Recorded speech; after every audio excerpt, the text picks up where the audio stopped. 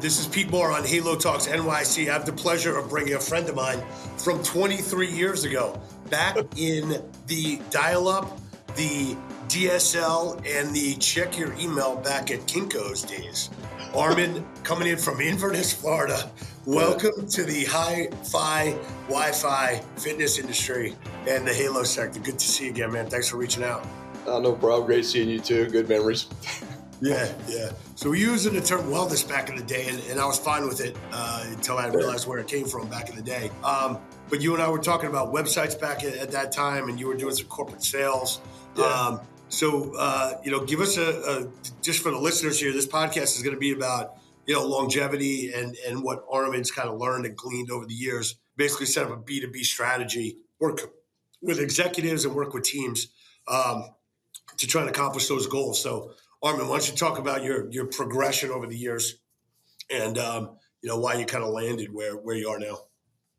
Well, I was in the consulting space when we were working together, and that was going well, but then started having kids, and the wife kind of got in the way of that. So we ended up having to shut that down, had try to find something more 9 to 5. And then I got into insurance and investments, which, I did that for 8 years. It wasn't me. So I decided, well, with that struggle going on, I'm going to get back into the space. And then things have changed a lot, which is for the better. And so since I've been back in it, I've really evolved with all the changes.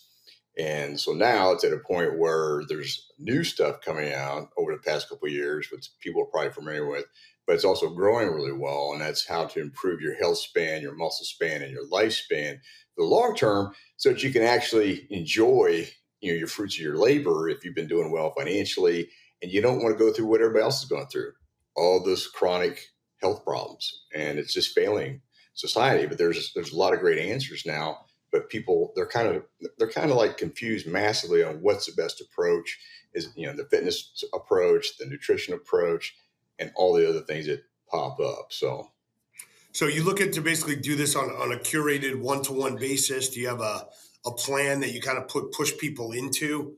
Obviously, everything has got to be somewhat customized, based on the individual. But talk us how you do the evaluations, and then is this a 3 month, 6 month, hey, this is how you should live it? Or is this like, hey, I'm your coach and I'm going to look at me and I'm going to keep you going?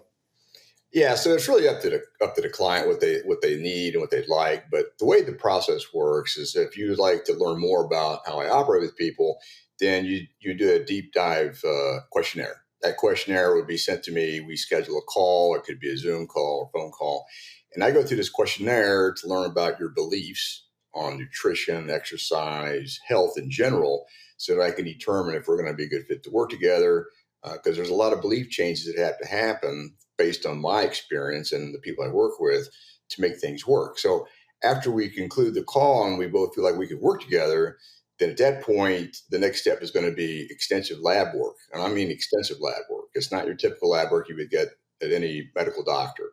So we're talking about all your hormones. We're talking about a metabolic panel, your CBC. We're talking about your inflammation markers, your iron levels, ApoB, which is a better cholesterol marker, et cetera. There's quite a few. But we also do a DNA methylation test. The DNA methylation test helps determine what raw materials your body needs based on different mutations in your genetic structure from your parents. And this is very unique because then you don't waste money on supplements that aren't needed, because we know after doing the test. So once the lab work comes back, the DNA test comes back, then that's going to be evaluated. Okay. And I have 2 different medical teams that evaluate this. One medical team is going to evaluate it based on nutrition and supplementation. And then another medical team is going to do the same. But if there was a need for a prescription, then they're going to issue that if you'd like to proceed with that strategy. So you have science-based protocols going on that are going to make sense to you after you do these calls with these medical teams. I'm the guy that quarterbacks the whole integration process. And so I'm going to integrate with the supplementation, the nutrition, the exercise regimen, your sleep, recovery, and then also making sure that your hormone optimization is working well. People don't realize hormones. Yeah, go ahead. Let me interject, just to ask you a question, because something you said at the beginning here is something that just recently came up, one with a potential significant other and one with a potential client, where our beliefs were different. And it was very true, whether it was cultural or whether it was how this individual kind of approached their business or what we were trying to do in a deal where, I might come out and say, hey, we're selling your business. We're going to sell this business and we're going to go to market with a number that I think clears the market, that I feel like is fair, and that the buyer's going to say that I got a fair deal. And this potential client, wanted to basically like me to price it, like 10 million, 25, 30% more than what, it's worth. And I've been doing this a long time. Just have you been, I know what's going to scare people away and say you're out of your mind, Pete, or they're going to say, hey, that sounds reasonable. Therefore, we didn't take on the retainer because I knew that like I wasn't going to be able to manage the process the way I wanted it to. And there was also some cultural that happened separately. We'll talk about offline. So when you say like, I got to make sure we have belief alignment, what does that mean to you? And what should that mean to other people? And do you try and change people's belief, or do you say, look, like this isn't going to work because I'm not going to be effective for you? Well, for one example, one huge belief issue is nutrition. As well as I do, there's a lot of opinions on that. There's a lot of stuff available. So I need to understand, are you a vegetarian, a vegan, or do you a person that cannot get rid of processed food? You just have to have that as part of your nutrition strategy. Are you a person that, refuses to take a supplement because you just don't want to? What things are you seeking to get results on? And then I can explain to you why the things are important. So, and then there's other things. Well, I don't want to lift weights. Okay, that's fine. But then there's things you need to understand about when you give up not doing that, how it's going to affect your longevity, because you need it for bone density, you need it for muscle mass, you need it for a lot of reasons. And if they're not willing to go down these things, just like in your situation, then we're probably not going to be good partners. And so it's okay. I mean, I'm just not the right fit. They need somebody else. I think that's something that most companies should start to do, because it usually ends up in either, a lot of aggravation where you're trying to like offload someone and they're not getting results. And basically you knew that was going to happen up front. So, and especially in the finance business or in very, very similar, like trying to get a financial deal done, trying to get your life, in order and see the results in the mirror and also see them, for scientifically, you get a deal done or you don't get a deal done. The wire transfer happens or it doesn't, right? So that result doesn't lie. Neither does what you look like in a mirror. Exactly. If you have a real mirror and not one of those like fancy ones that like change the way you look. Well, here's the thing. We take it a step further because we got to look at your labs later after we've done the initial baseline. Your labs need to be improving. Otherwise, we got mud on our face. Okay. And that's why it's really important that we have the right alignment with the people following through with everything, because once you see everything changing, you feel the changes, you see your labs improving, the motivation level really shoots up. And it's very encouraging. And plus the results continue to manifest themselves the way you'd like, so that you know that the investment you're making is working for you. And the biggest thing is that when this is all said and done, what we end up teaching you is how to take back control of your health and physique for the long term. You know what to do as you learn these processes. People don't know what to do most of the time. They're trying to get a personal trainer. They're going to try and get a nutritionist. Yeah, I mean, it's just it's a grab all situation that doesn't solve the whole spectrum of what's involved, in my opinion. Well, what's the cost? Because you talk about extensive lab tests, you talk about 2 medical teams, you talk about DEA markers, and it sounds to me like putting the car up on one of those truss or whatever they call that thing. And then we're going to take the wheels off and we're going to really like tell you how many brake pads you need, which obviously everyone needs a brake pad, right? So once you get it up there and the wheels are off, like we got to say, oh man, this ain't gonna work. Well, I've never had that happen at this point. Usually there's things that can be fixed, but typically people are confident in themselves or they're not. So somebody's not really confident, but they do want to make the commitment, make some changes because they are very curious and they're thinking, well, this sounds like it should work. Then I have a 3-month program, which is a 12-week program. Now I have some people it's like, listen, I'm in. What's it going to be for a year? Because it includes everything. I make it as seamless and simple as possible. Any supplements you need are delivered to your door. If you need help with nutrition, I have nutrition apps. I have nutrition booklets. I have all kinds of support mechanisms there. And I also have an app for the training and nutrition and your measurements and all your baselines too. So everything's on your phone in a snapshot. But I'm making sure, most importantly, that you have good clarity about what you need to do day to day. So with including everything, and the medical teams are vetted. So a typical, and it's based, and I also can adjust it based on what I think I need to do for the person. So there is flexibility, but like a typical 3-month program, the 12-week program would be $4,000. The How much? 1 year $4,000. 1 year program would be $7,500. But all you have to do is execute with everything I give you to do, and we build on that. So I hope that's kind of simplifies that. Are you seeing companies, there's obviously, like the Mayo Clinic and some of these other Cleveland Clinic, those types of groups that have these, executive, management type of weekends, or you go for 2 days, you get all your body scans and the company pays for that.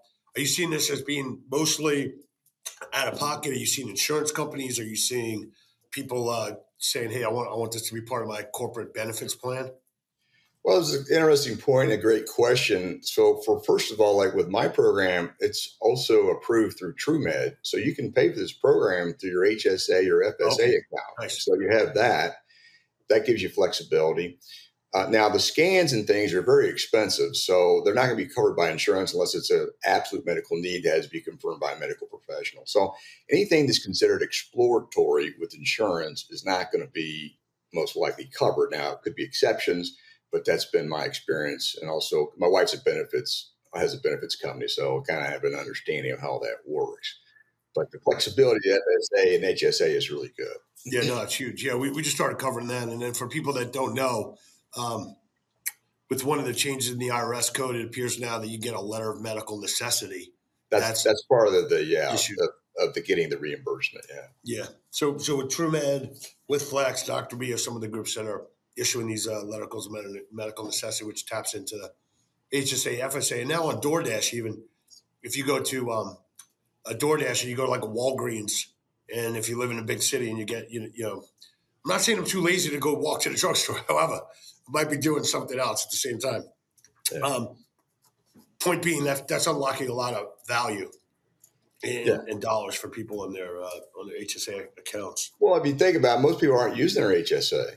You're using it for medical things, and a lot of times they're not using it for medical things. They don't know what to use it for, or it sits dormant. So it can be used now on a regular basis. I mean, it includes everything that I have to offer. It's just a matter of submitting it and getting it. You get your letter of medical necessity through TrueMed, and then they handle all of it for you. All you got to do is submit everything to make sure you get the discount or the savings anyway. When you take a look at doing scans, and I haven't done one yet. It was on my to-do list, but how often should you get them done, and how often does it make sense to see results? Well, anytime you do a scan, that's a budgetary consideration because the scan's going to run like $1,200 or more. I've never had one done because that's still out of my budget as far as I'm concerned. And you have to really get them scheduled. And then again, you got to get it set up with a medical review. So there's a lot of moving parts, in my opinion, to get one done. Now that's going to get simplified, I think, more down the road here with all the new technology. But for now, like a full MRI scan, you can get it done. It's just it's going to vary though as far as total cost, and so depending what your budget is. So I don't know if that answers your question or not. Yeah. No, and then switching gears to looking at longevity and with Halo, we're trying to solve loneliness, diabetes, and obesity by people like you being part of our ecosystem, as well as companies that are trying to raise capital to address those three big issues. You take a look at pickleball as an example. United Healthcare came out and said there's an extra $4.5 billion worth of cost associated with whether it's knee injuries or ankle or what have you. At the same time, it's there's probably $15 billion worth of benefits to socialization, loneliness, depression, not having friends, irregular eating habits, or not leaving your house. So how do you think about one? You talk about muscle.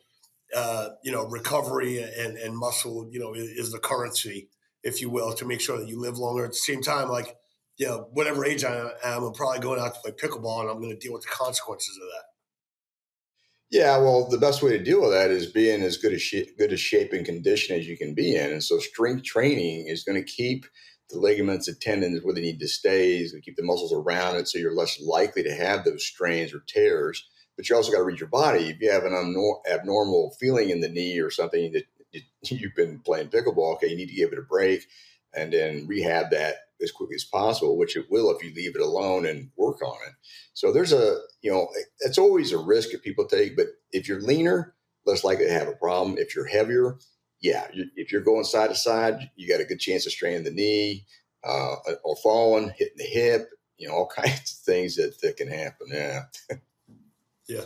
So given what you're doing right now, give us a couple of, either case studies or, aha moments that you said, hey, I'm in the right place and I've helped these people without using their specific names, or, what Okay, good point. conclusions you've had coming here.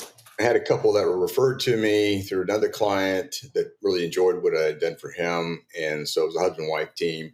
They just sold their business. And so finances were really good. And they were really, curious to see what I could do. So, we talked, everything worked out. They felt comfortable making changes. And so then we got the lab work ordered, and it was not good. It was, he didn't even know it, but he was already diabetic. He had 10.6 on his A1C. And he had gut issues. Both of them have gut issues. Their stomachs were not digesting properly. Inflammation was high all the way around, elevated homocysteine levels. I mean, cholesterol. And there's things I understand about cholesterol, but, ApoB is your better marker. That was high. I mean, it wasn't good. And the hormones were flatlined. So the guy didn't even realize what kind of shape he was in. He just knew he wasn't feeling right. And the same thing for the wife. So, we got started, they had to lose some weight.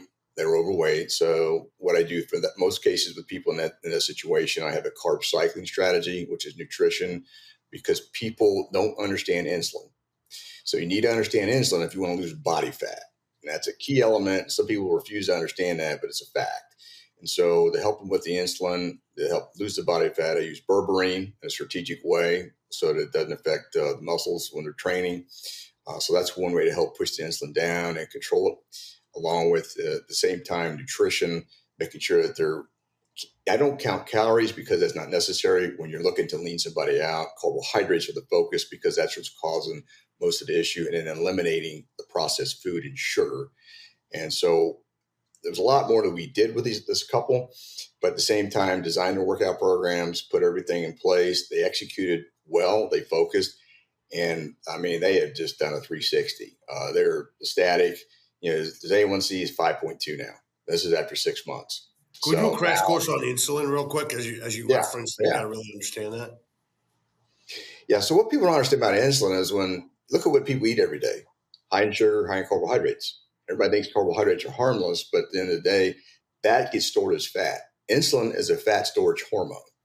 All right. Now it has the properties of help putting nutrients into the cells. That's important. But at the same time, if your overconsumption of carbohydrates and sugars is high, that's going to be stored all as fat. Because if your muscles and liver are already full of glycogen, there's no place for it to go. So if you're not even exercising and you're eating all this, it just gets worse and worse. And the problem with elevated insulin, it tends to affect your hunger hormones like leptin and ghrelin. And ghrelin's one that says, hey, I'm hungry.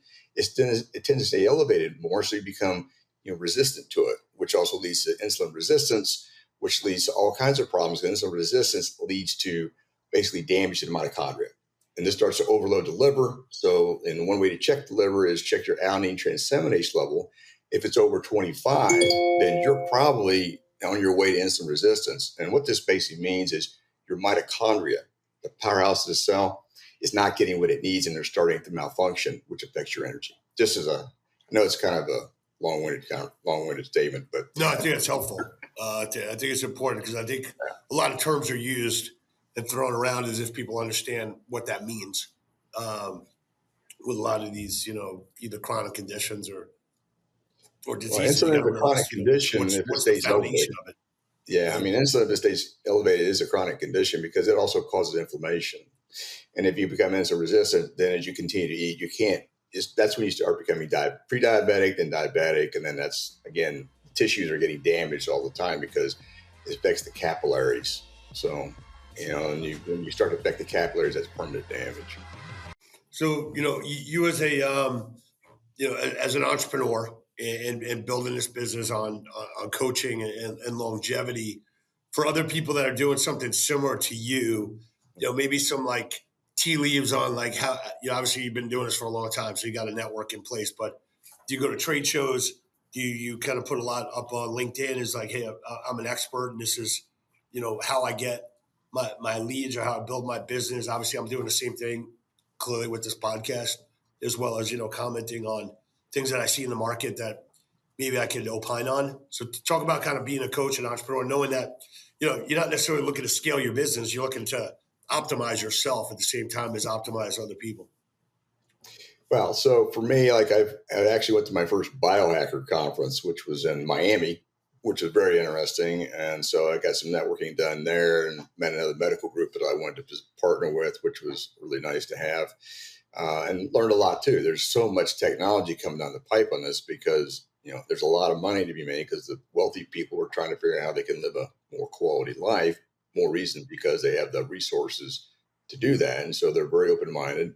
So there's a lot of funding going in that area. And so it's good to stay up on top of that.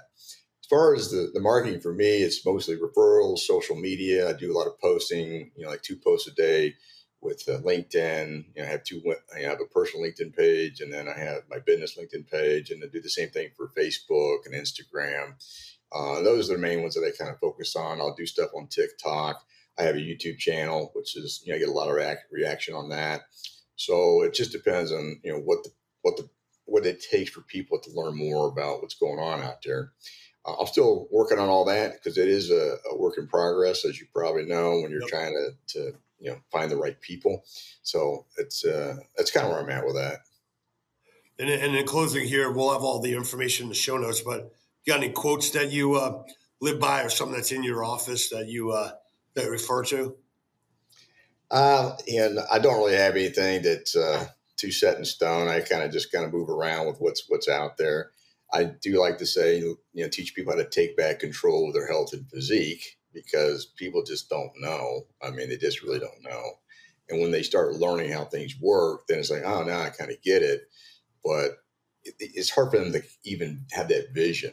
So other than that, I also tell people, if you're going to train like a savage, give it all you got.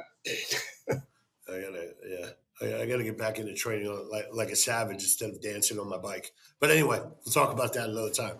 All right, well, Arman, good to see you again, man. I'm glad you reached out. Longevity is obviously the key to life here for all of us moving to the next phase of maybe not as competitive sports, but competitive-ish. So we'll go from there. It'll be more competitive. That's a fact. Got it. All right, man. Great to see you again.